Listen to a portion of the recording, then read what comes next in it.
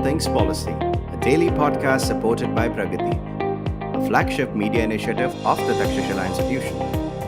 We're a bunch of policy nerds based in Bengaluru, and we like to bring a fresh perspective to Indian affairs and an Indian perspective to global affairs. So grab a cup of coffee, sit back, and join us for today's chat.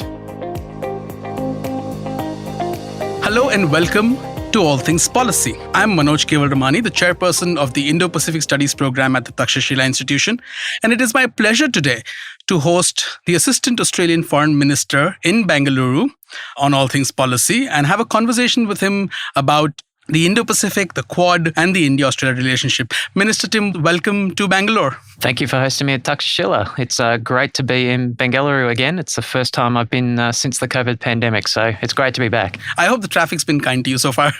Well, it's been very kind to me so far, but now that I've said it out loud, no doubt I'll be cursed going forward.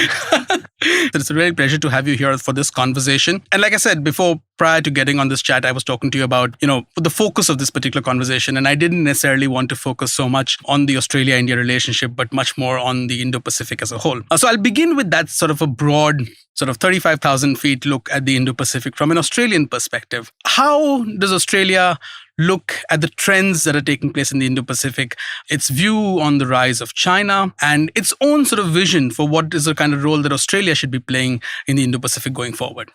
Sure. Well, there's obviously a bit there. Let me start with the way that Australia wants the region to operate. Australia wants an Indo-Pacific that is prosperous, secure, resilient, and inclusive, governed by agreed rules, the rules-based international order. In recent years, though, clearly our region, the Indo-Pacific, has become the site of very significant geostrategic competition that's reshaping the region. So the Australian government, we've set out to work with partners in the region, including important partners like India, work with regional groupings like the Quad, and work with regional architectures that are already in place like ASEAN to try and buttress a region that operates in those ways, but particularly a region where the individual sovereign freedom of nations is preserved. The freedom of nations to choose their own future, to make their own choices, free from external pressure. So we think there's a bit of work to be done in order to support a region operating in that way. And that's what the new government is setting out to do in Australia.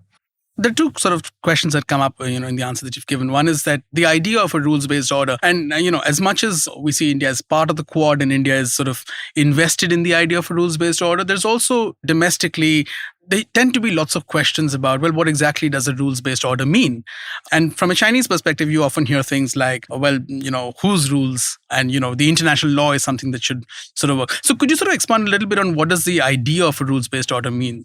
Well, I think that in many respects, international law is pretty well understood by most nations, that bigger nations shouldn't be able to invade smaller nations. We've seen a very clear consensus on that on the international stage in the context of, Russia's illegal and immoral invasion of Ukraine. We see it in the agreed treaty law of international law. Instruments like the UN Convention on the Law of the Sea. These are the kinds of rules that we're talking about, rules that govern the way states interact between each other, but that importantly protect space for smaller countries to preserve their ability to make decisions for themselves as nations to exercise that sovereign freedom. So I'll pick up on that point, and that was the second question that I had in the first answer that you gave, which is about the idea of sort of countries having the choice to make their choices freely, right? The sort of sovereign choices, make them freely.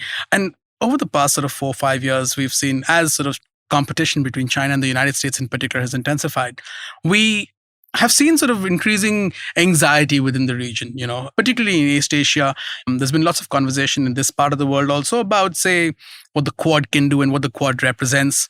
And I think there have been corrective sort of, at least narrative approaches that have been taken by different governments, including the Australian governments, the previous government and this government, about wanting to engage and wanting to listen to what countries have to say and what their future is. But is that structurally sort of possible for smaller states in the region, right? Given the sharpness of this competition, not just between China and the United States, but China and sort of like-minded democracies. Is there sort of this space? Is it sort of fair even expect that some of these countries will have the space to make a choice? For example, there can't be two ways in which you can make your own choice on Huawei in your 5G networks and sort of go about engaging with others, right? So, is there realistically that space that exists? Well, look, I should say from the outset that I really understand the anxiety in the region that many nations are expressing about increasing geostrategic competition. This is a region that has seen conflict before, in living memory. And it is perfectly understandable that the countries are anxious about that don't want to fuel it. I think that it is entirely within the power of governments to create a world that reduces tensions, that reduces the threat of conflict by asserting the value of existing international norms and rules. That's what Australia is trying to do, and that's what we're trying to do in conjunction with partners and groupings like the Quad. The Quad, from my mind, is an organisation that's trying to build, regional public goods, like goods that benefit everyone in the region. So public health interventions, climate change interventions, agreements on responding to natural disasters in the region, counter-terrorism cooperation.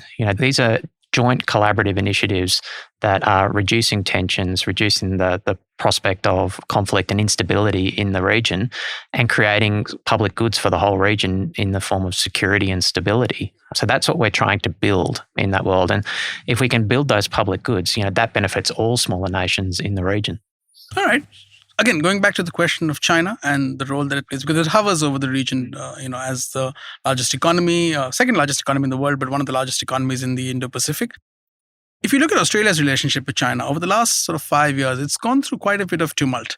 There's been tremendous controversy about domestic political interference. There's been tremendous controversy around United Front activities and controversy around, trade frictions, coercion by China with regard to tariffs and, So how is the sort of relationship today with China? And for this new government of Prime Minister Albanese, what is the sort of vision for a relationship with China going forward?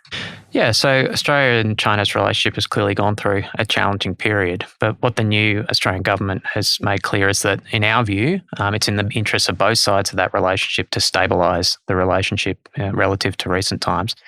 We've said that our underlying strategic interests haven't changed with the change of government, and that we will continue to disagree where we must with China, but that we'll also do that in a calm and consistent way. There's a change of the tone in our engagement, and we'll also look for areas of potential collaboration with China on areas of mutual interest, particularly on the response to climate change. But, we've been pretty consistent and calm in the way that we've made those arguments already. Our Foreign Minister, Penny Wong, has had a number of meetings with Chinese Foreign Minister Wang Yi.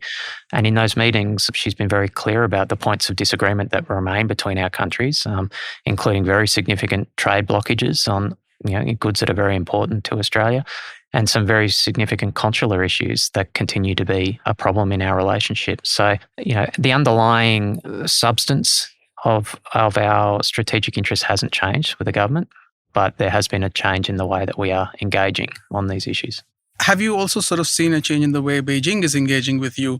Because as I follow, yes, there have been a couple of conversations between foreign ministers on both sides. In fact, one of them was very recently held. And from Beijing's point of view, while it sees, if I recall correctly, what the readout from China said was that the relationship is moving in a positive direction, yet there is lots of corrective action that needs to be taken. And largely from their point of view, it's corrective action that the other has to take.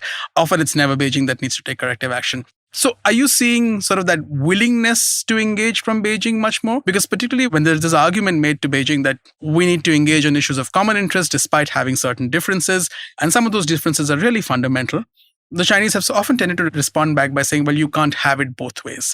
You can't have these structural differences which they believe is undermining their system while actually engaging in cooperative dialogue around other things. And I think an example of that is what we saw once the US Speaker of the House visited Taiwan, and you saw Beijing sort of pull back on dialogue. So that's been their argument, that you can't have it both ways. Are you seeing a sort of shift in tone? Well, it's a good thing that we're talking again. I can say that. The Australian Prime Minister Albanese said that it'd be a positive thing if he could initiate conversations, or if conversations could continue between him and President Xi.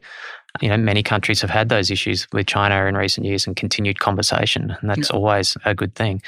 As I said, we haven't changed our fundamental positions on those very important issues to us, but we have said that we will express those issues to China, through the framework of our comprehensive strategic partnership, and we'll do it calmly and consistently. But our positions haven't changed with the change of government. Fair enough. All right. I want to sort of continue on this line of questioning, sort of moving away from China, is towards the United States. The Australia and the United States have had a historically strong relationship. It continues to be an extremely strong relationship, particularly with AUKUS. It has a new sort of strategic dimension to it. Firstly, AUKUS, where's the sort of process at? When is the sort of, because there's been lots of controversy around, by when will the submarines be ready? Although I understand that AUKUS is much more than the submarines, and I would like to sort of hear about that too. So yeah, if you could sort of tell us a little bit about where the submarines are, but also where, the rest of AUKUS is sort of moving. Sure. So, Australia clearly has a long-standing and very close relationship with the United States. It's a relationship based on shared values and based on the foundational security alliance that we have with our American friends.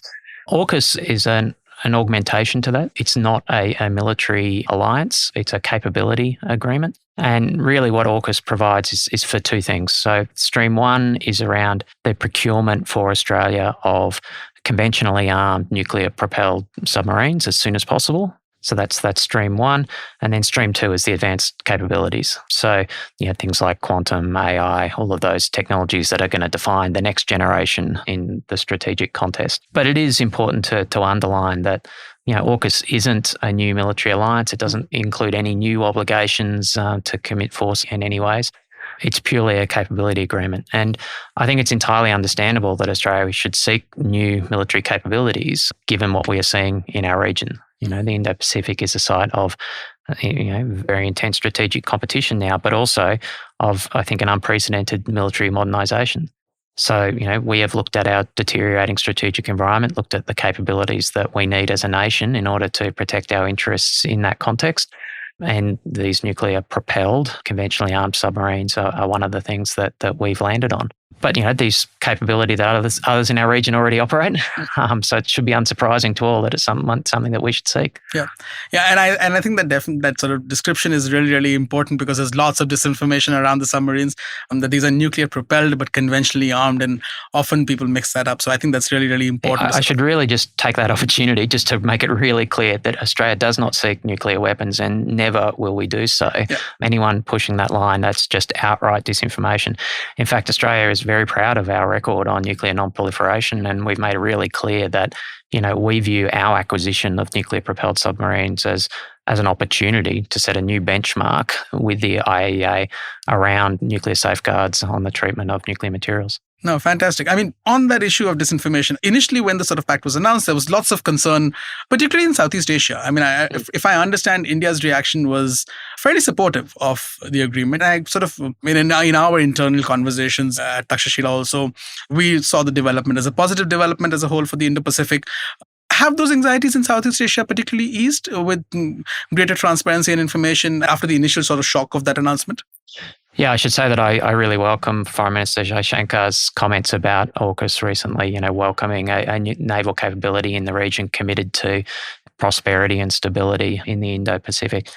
Look, in Southeast Asia, I think from the public comments of countries like Indonesia, you can see that, we've been very open with our friends in Southeast Asia about the intent of this agreement. We've been very transparent about what we're doing. And the more that we talk to them, the more they understand our perspective and the closer we get.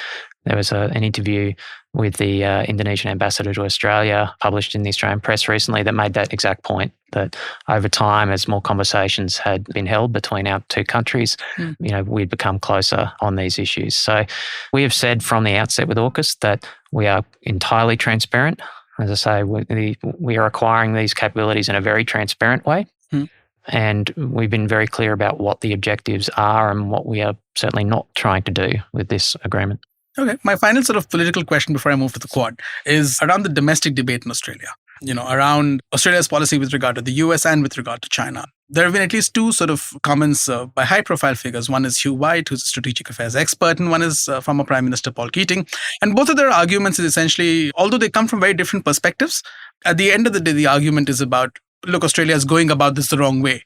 It's making a choice within what seems to be a competition between two major powers, and it need not make that choice. Essentially, this is a strategic autonomy sort of argument there. Although, again, like I said, they come from it from very different ways. But at the heart of it, if I was to distill it, would be the strategic autonomy argument that Australia should pursue. Which, again, I think, theoretically in India, it sort of resonates very well, although Indian policy has also shifted from that conventional notion of autonomy. So I wanted to get your sort of sense on the domestic debate in Australia. Is there a strategic consensus around this policy? Like you said, there is continuity between the previous government and your government. Is there a strategic consensus, or is this still a sort of hot button issue? Look, our Foreign Minister Penny Wong said in opposition a number of times that our relationship with China was one of the most complex and consequential things that the Australian government would deal with for the foreseeable future. These are very serious, difficult issues to grapple with. I think one of the things that I would observe from the public debate around Australia's relationship with China has been that it's really been dominated by the more polemical statements, by the more controversial statements by the extremes. And one of the things that we've been really clear about as a new Australian government is that we're going to be calm, we're going to be consistent. We're not going to play domestic politics with this issue. This is a very serious issue for the Australian national interest, and we are going to engage in it with the level of gravitas that it deserves and with an eye to the long term. So we're not really buying into the short term, more excitable elements of the debate. Fair enough. All right. Okay, let's move to the Quad now. You've already sort of given me a picture of, Australia's view on the Quad, which you said it's sort of a forum, a grouping that provides public goods within this region. Let's talk about some of the sort of public goods, right? There are a bunch of working groups that have been established across domains. Yep. But we don't really know what those working groups sort of, what they constitute of, who are the members, what's the frequency of meeting, what are the sort of questions that they're trying to grapple with, and what sort of outcomes are we likely to see. So could you sort of shed a little bit of light on this, on the functioning of the working groups? Is there a sort of fixed periodic system where they are meeting in, and are there sort of outputs and questions that they're specifically working on? Let's take the critical and emerging technologies working group, because there's just so little information that the concern for people like us, researchers, is firstly the information, because it really helps us think through what are the questions that are being discussed. But also, it helps you sort of push back against this idea that the Quad is eventually, it sort of has a danger of slipping into becoming a talk shop, which it is not at present. There have been outcomes that it has delivered, but that's the threat. That's the fear. So it would be really good to understand how the working groups are functioning. It's funny, people regularly ask me about the Quad as I travel through the region, and there are sort of two camps. There are some people that think the Quad is all powerful and a very significant threat, and some people that think that the Quad is next to useless and not doing anything. Look, the reality is the Quad is an institutional forum for leaders and foreign ministers to get together to talk about these issues of substance to the future prosperity and security and stability of the Indo-Pacific. It's not a military grouping. This is a forum to talk about the recovery from the COVID pandemic, to talk about responses to climate change, to talk about countering terrorism, to talk about cyber and critical technologies. So I think the agenda the Quad is talking about is very transparent. Yeah. The things that it's talking about, it's public. It's out there. And, the actions are reported after leaders' meetings, after foreign ministers' meetings. So in cyber and critical tech, like one example is the Quad fellowships, the PhD programs in the US on these critical technologies. One of the things we're really grappling with is how to build, resilient, diverse supply chains in these critical technologies so that, we can have security of supply on these, fundamental technologies of the next generation. A big part of that is generating the domestic sovereign capabilities in terms of the raw brain power that we're putting into this challenge, and the raw input for something like quantum technologies, quantum computing, quantum sensing is PhDs. And that's something that India and Australia, I think, have a great complementarity on. The Sydney Quantum Academy is one of the great institutions in the world for training quantum PhDs. There is enormous demand in India to train up PhDs in quantum technologies. So I think that's an area where we could work really closely and then create a benefit through the whole Quad. Yeah. Take your point that, there are these two different camps of, where the Quad is everything and the Quad is nothing. I think the sort of challenge comes from is looking at outcomes. And I think on some areas, there there's been sort of tremendous work done. So vaccines, for example, there was tremendous work done. 670 million vaccines. Indeed. Many made in India. But it still sort of fell short of the 1 billion mark that was committed by the end of this year. Granted, we still have a month and a bit to go, but still sort of fallen short of that mark. And that's the sort of questions that sort of from some of the people that you will hear is that, well, the Quad sort of realized that, you could pivot away because the demand was sort of shifting. But I think it's those kinds of things where it's useful to sort of have a sense of what are the actionable questions, say under critical and emerging technologies. It's such a broad sort of scope. Artificial intelligence in itself is something that is so broad, and there are so many different components under it that you could be talking about. And that's the kind of thing that I think from somebody who's sort of rooting for the Quad to sort of be able to arrive at those solutions and offer those public goods, it's really useful to understand how the conversation is taking place at the sort of working group level, Let me give you a counterexample to that. I saw a good example recently of, I think, a valuable thing that the Quad was doing in the counterterrorism tabletop exercise that the Quad held in Sydney recently. Being in the room for that tabletop exercise, you could see not just leaders, but operational staff for the 4 countries sitting down, just getting to know each other at a level of intimacy that there isn't another forum that enables that level of close intimacy on operational responses to develop. Like, I thought it was interesting moving through the room, just one, how much we had in common as 4 countries. Like, this was a natural kind of relationship, and how sort of easy a lot of those conversations were. But secondly, that there weren't natural forums for that outside the Quad for that level of intimacy. So I think that was really useful. I mean, I'm going to the No Money for Terror conference in Delhi later, and you just build on those relationships over time in other forums, Like, I think the Quad will be working best when it's working with other partners, working with other institutional groupings, particularly ASEAN, bolstering the shared aims we have for the region. It's not a be-all and end-all, but nor is it nothing. Like, this is, I think, a really valuable institutional development in our region too, in these relationships. Yeah, I think one of the sort of big benefits is that, all of our 4 countries have very different capabilities and also, different complementarities, interests. I think. There are complementarities, and also there are differences in terms of our geography, which creates different interests also. It would be useful to be able to leverage each other's capacities in different geographies. So, for example, Australia's capacity is in the South Pacific, whereas India's capacity in the Western Indian Ocean region. There is space for sort of each party sort of finding ways in which you can expand presence through sort of mutually sort of agreeable things. So, for example, if there was deeper Coast Guard cooperation between Australia and India within the West Indian Ocean region, or in sort of health diplomacy within sort of the South Pacific, where India could play a role, it would be sort of a useful way for the Quad to sort of at least leverage each other's capacities and each other's skills in geographies where we have sort of shared interests, but we may not necessarily have tremendous presence because geography determines differences in how we act in certain areas. With that, I'll sort of talk about IPMDA. Again, it was a bit sort of out of the blue when the IPMDA was announced. It was something that, and again, a substantive initiative, but yet it's really not clear how that's going to be operationalized. If you could just sort of talk to us a little bit about what the sort of process is currently in conversation about operationalizing the IPMDA, who all would be able to access the information, would it be public, and things like that. So the first thing I should say is that relations between Australia and India in maritime cooperation have really never been stronger. Australia's participation in Malabar, but also Pacific Endeavour, where we had the HMAS Adelaide and HMAS Anzac going to the eastern base of the Indian naval operations, the biggest deployment of Australian naval assets into India, since the Second World War. This is a real step up in our level of cooperation and engagement. And I think parts of that have been unlocked by the greater cooperation we've seen through the Quad. So that's just, I think, indisputably a good thing, that we're working more closely with each other in our own backyard. Now, on the Indo-Pacific Partnership for Maritime Domain Awareness, the first thing to say is that there needs to be significantly more consultation with regional partners. This is a contribution that we want to make for the benefit of partners in the region. So, we're going to talk to people about making that work in the best of everyone's interests. What I can say is that maritime domain awareness is something that comes up everywhere you go these days. There's very significant interest in illegal fishing operations through not just the Indo-Pacific, but through the Pacific Islands. I was in South America recently, and it's a very significant issue off the west coast of South America as well. So there's very significant interest in maritime domain awareness to try and get a grapple around that kind of law enforcement task of dealing with illegal fishing. But it's also a fundamentally important sort of baseline public good, again, in helping us respond to significant issues like climate change.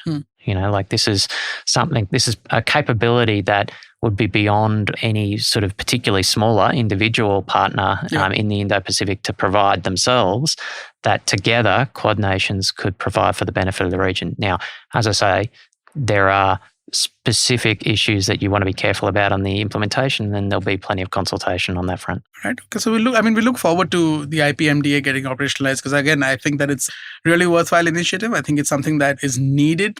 When I think of it from the point of view of the Western Indian Ocean region in particular, a lot of it is sort of untracked terrain. We're very unclear about the level of illegal fishing, about fish stocks and things like that. And there are tremendous challenges with sort of, vessels switching off their signals. And, so to be able to create profiles, to be able to do some of these things, I think a lot more work needs to be done. And one is hopeful that the IPMDA sort of plugs some of those gaps. And of course, once we have domain awareness, we can probably talk about doing much more. So at least in that sense, one is hopeful that is the process that's going to go forward. I want to talk about another sort of domain, which is critical in emerging technologies, which is something that, I know that you're particularly interested in. I wanted to understand the sort of level of cybersecurity cooperation and sort of the work on critical and emerging technologies within the Quad. I understand that at present there's a certain sort of controversy in Australia with regard to the hacking of sort of health data of Australian citizens, and the Australian government, I think, has said publicly that it's Russian criminals who are engaged in this activity. So just sort of that sort of capacity building, between Australia and India, if you could tell us a little bit about what's the kind of work going on in that direction, because I think that that's a space where a lot of work needs to be done in India, and I think we've not been up to scratch at all. But there is a newer realization that it's not just sort of a criminal sort of challenge, but it's also a strategic challenge. So a little bit about that kind of collaboration between Australia and India, but also at the Quad level. Yeah, so all countries are trying to catch up on this issue at the moment. This is an issue that's not just about nation state on nation state hacking. It's about very significant cybercrime operations that are having geostrategic impacts. I've in the past talked about these ransomware groups as being modern day equivalents of the privateers we saw of the 18th century, pirates operating essentially with state blessings. We have nation states that are refusing to crack down on very significant criminal enterprises operating out of their backyards. And when you look at the affiliate models that these ransomware groups deploy, they advertise for partners to, perform different parts of these hacking operations. And in these forums, it's not infrequently, they all say, you can work with us, but as long as you don't target CIS states. States in Eastern Europe. So, there's a clear geostrategic overlay here. Look, in the Australia-India relationship, it's really deepening on cyber and critical tech. So I'm here for the Bengaluru Technology Summit, and with a delegation of 50 plus businesses, government representatives, leaders from Australia. One of the things we're pursuing here is the establishment of the Centre of Excellence on critical and emerging technology policy. And a real focus from that group is capacity building on the way we respond to these challenges. Building consensus on governments and norms of policy and regulation in the technology space, and then bringing business and government more closely together on this. Ultimately, cybersecurity is a team sport. Nobody can be cyber secure from within a silo. It's not like medieval times where you can build yourself a castle, step behind the ramparts and try and defend it on your own. This is an ecosystem, and building resilience in an ecosystem requires cooperation between not just government and business, but between governments with shared interests and shared values. So information sharing, cooperating on joint actions, not just law enforcement, but joint operations is, I think, something we're going to see more and more of, particularly in this current geostrategic environment. Yeah, it also seems like one of those domains which is really ripe for sort of, cooperation between, say, the Quad and Australia and India in particular, because Australia has tremendous capacity in this domain, and tremendous experience in this domain. India has a lot of skilled manpower, which is in the sort of private sector. And I think I remember that our previous cyber strategy had a sort of quantitative target for the number of, workers that you needed, the number of sort of skilled talent that you needed. And we've sort of nowhere sort of reached that target. But it would be really useful to have that sort of a personnel exchange, at least, whether it's training and things like that, which I think could add value, at least like you said, it's a team sport, and I think both sides could sort of gain from that, from each other's practices, but also from how the private sector in each country is sort of dealing with some of these challenges.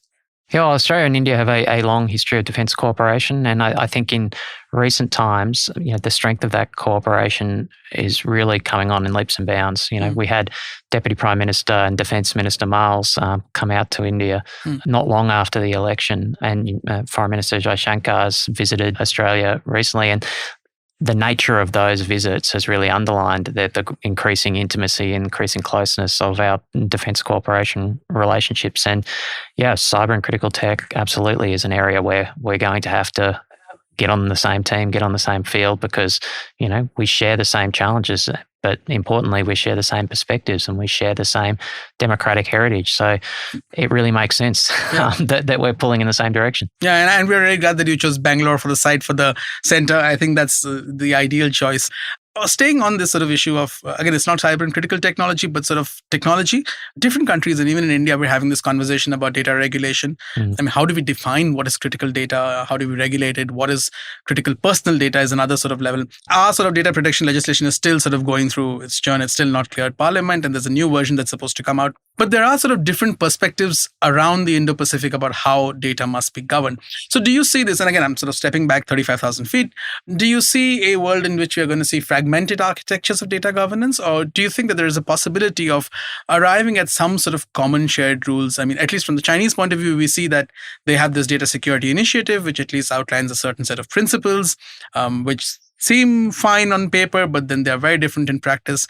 Is it sort of, again, because of something like that, which is, countries don't necessarily have a different governance model of things like this at home and abroad. You tend to export your models if you're, engaging, or at least you find compatibilities. Is there a challenge with a sort of Chinese data governance model becoming much more prominent because they've sort of, in some ways, quickly out of the box? Whereas, say, India, I'm not certain about Australia, but at least in India, this conversation is still going on domestically. So do you see a fragmentation in this, or do you see sort of much more coherence, at least among the Quad countries, between India and Australia? Yeah, so if you look back over the last, say, 30 years in technology policy, there have been two pretty consistent ideological approaches to internet governance and data governance as one sort of stream beneath that. You've had the kind of US-led cyber libertarian, cyberpunk type ideology where government has no role at all, envisaged by the Electronic Frontiers Foundation and that famous statement of John Perry Barlow that, you old governments of the old world, you have no role here, you have no sovereignty, and in fact, you even have no capability of exercising sovereignty, so leave us alone. And on the other hand, you have this, call it techno-authoritarianism ideology that's come out of former Marxist-Leninist or current Marxist-Leninist states that has a very different view of the role of government in the information space. And that's, government, the proper role of government is to control the information space. And, that's come through in this internet sovereignty movement through United Nations. Now, that ideology remains consistent and remains consistently pursued in multilateral forums and by those countries. In the kind of liberal democratic world, though, clearly that world of full cyber libertarianism has run out of steam. Yeah. People have seen an internet with no rules and there is no democratic constituency for that because it's an internet run by some very ugly people. Yeah. So the difficult job that each liberal democratic country has for itself, I think, is articulating what those norms of a liberal democratic regulated internet space should be. Now, each country is going to feel that out in a different way, consistent with their different circumstances domestically. And it's a matter for domestic political leaders to make the case for that, for what a liberal democratic vision of internet regulation is. But do you see the possibility of the Quad sort of arriving at, and is this a part of a conversation that's going on within the Quad, where to sort of arrive at something which is at least a shared common baseline with that all of them agree on, even if it is rules, even if there is a sort of certain amount of sovereign control over your data, but at least there are shared rules on sharing, storage, access, things like that? Yeah, I think you're going to see countries try to develop templates for that in probably bilateral agreements in the first instance. We have I think, a very strong digital services agreement with Singapore at the moment that we think is a pretty good template for these things. In the new negotiations for the next iteration of our economic agreement with India, we're wanting to pursue some agreements on digital services under that agreement, the CECA. But, this is something that we're going to have to explore, shared understanding, shared baselines through discussion and negotiation. I don't think it's something that can be imposed by any one state and another. Right. All right. No, I think that's really positive to at least get that sense that this is part of the conversation, because I think, again, selfishly, often it's external sort of engagements which quicken up the process of domestic legislation, which often can get stuck. So it's quite helpful when there is this conversation externally. And, concern for people like me is that, the more we delay at least a domestic framework, because like you said, technology is always going to outpace regulation. You're always going to somewhere play catch up with it. So you need to at least have a framework in place by which you govern it. And, and that allows you a process to at least engage internationally in agreements that facilitate business, facilitate engagement, facilitate transaction. I have two more questions, and I'll sort of focus these on India. The first one is, like you said, we've just recently had this agreement, which was after long negotiation. There was this agreement moving towards potentially a deeper free trade agreement between India and Australia. Trade has expanded, but still it's there's lots to do between the two countries. What are the sort of areas in which we can see sort of your sort of low-hanging fruits where we can see sort of quick outcomes over the next couple of years between India and Australia in the trade sort of domain? Well, I think that agreement we came to with India already is a very significant one that we are working to implement as soon as possible through our legislative processes. I think it's 85% of Australian trade with India by value would be tariff-free under that arrangement. It's a very significant achievement. So in terms of low-hanging fruit, there's a lot of low-hanging fruit in that agreement. I think the kind of the next frontier that we're keen to pursue, as I said, is digital services, as well as government services as well. Those are two areas where I think the relationship could be a lot deeper. The Australia-India relationship has so much going for it. The people-to-people ties alone is the foundation for a really strong bilateral trade relationship. There's now around 1 million Australians of Indian heritage, 7 lakh born in India. Yep. Very significant. An electorate like mine, 1 in 10 of my constituents was born in India. So there's a diaspora in Australia that is influential, that's energetic, that is really the vanguard of relations between our two countries. Particularly, I think, on expanding that trade and services, that healthcare, education, that's where we can have the really big impacts, I think. All right. And the final sort of question that I had on, again, India's role, sort of your view of India's role in the Indo-Pacific. What is the kind of role that you would like to see India play, that Australia would like to see India play? And where should India be doing more? I'm sorry to put you on the spot, but yeah, it would be nice to hear. I'm relatively new to foreign affairs, but I'm fairly sure a good rule of thumb is not to offer free advice to partners and friends. Look, India is a really valued partner of Australia, and we view it as a valued partner because we think that India shares the same challenges, shares a lot of the same perspectives, and shares a lot of the same values as Australia. We view it as a natural partner in the region. So, for me, it's no surprise that we're working increasingly closely together in forums like the Quad, but also at a bilateral level. It's been a veritable procession of Indian ministers visiting Australia this year, and we are returning the favour with visits back to India now. But it's a relationship that's really come on in leaps and bounds. I've been in politics for 10 years and the relationship wasn't in this position 10 years ago. Yeah. It really wasn't. It's been one of the most encouraging and heartening developments in my time in politics, seeing that relationship really flourish. So, we welcome India's engagement in the Indo-Pacific, building a region that operates in the way that I was talking about earlier. Yeah. So, security, prosperity, resilient, inclusive, I think we're both pursuing the same objectives. All right. And I think that's the perfect note to end this conversation. And I should sort of pat myself a little bit on the back because we've had a conversation about Australia and India and neither of us have commiserated on the fact that neither of us won the T20 World Cup. But I have to say that we had that magic first game of the tournament, India-Pakistan. Indeed. King Kohli really came through. I give him the top plaudit that an Australian could ever give to a cricketer, and they say he plays like an Australian. Okay. We love him. Fantastic. And with that, I think we can call it an end to this conversation. Thank you so much, Minister Watts. Thank you so much for having this conversation and sharing your thoughts with us on a whole range of issues. My pleasure. Thank you. And thank you for listening.